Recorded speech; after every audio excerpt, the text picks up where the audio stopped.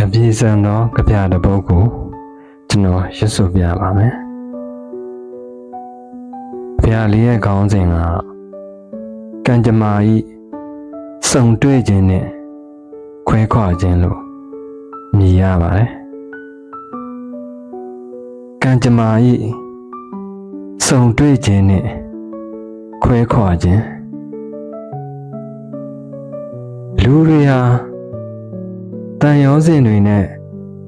ချိတ်ဆက်ပြီးအချိန်တစ်ချိန်ထဲမှာစုံတွေ့ခဲ့ကြရတယ်။တချို့တွေကအတိုင်းအတာတစ်ခုထိသာရှိနေတတ်ကြသလိုတချို့ကတော့ထာဝရဆွဲမြဲသွားကြတယ်။ဒါပေမဲ့လည်းကံကြမ္မာကဒို့သလိုဖြည့်ရှင်းပေးနိုင်သောအရာမဟုတ်ဘူးဆိုတာသိခွင့်ရခဲ့တယ်။စုံတွေ့ခြင်းတိုင်းသည်အဓိပ္ပာယ်ရှိသည်။ခွဲခွာခြင်းတိုင်းလည်းသင်ခန်းစာတစ်ခုဖြစ်တယ်လို့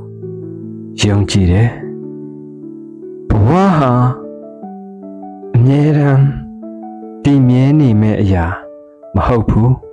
။တစ်ချိန်ကအနားမှာရှိခဲ့သူတူကအဖြစ်မနေထွက်ခွာသွားရမယ့်နေ့ကို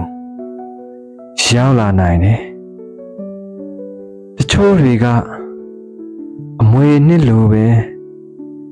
ကြံ့ရစ်ကြပြီ။တချို့တွေကအမွေအနှစ်မဲ့စွာတချို့တွေကအမတ်တရားလိုပဲကြံခဲ့ကြတယ်တချို့ကဖုံစိုးမြေဖြစ်ကြံခဲ့ကြတယ်ဒါကြောင့်မို့တန်ရောစဉ်ကိုဂရုစိုက်ပြီးချစ်ချင်းမေတ္တာဖြင့်တန်ဖိုးထားနိုင်ခြင်းသည်အရေးကြီးလိုအပ်သည်လူတိုင်းသည်ကံကြမ္မာ၏လမ်းကြောင်းပေါ်မှာခဏခဏရောက်ချကြရတဲ့အခါတိုင်းမှာဘသူနဲ့တွေ့မလဲဘသူကိုတန်ရောစဉ်တွေ့မလဲဆိုတာတစ်ခါတလေမယုံနိုင်စရာ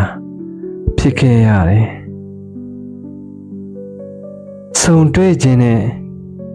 ခွဲခွာခြင်းဆိုတဲ့တန်တရားစုံလေကလထိုင်လေးပေါ်မှာကျွန်တော်က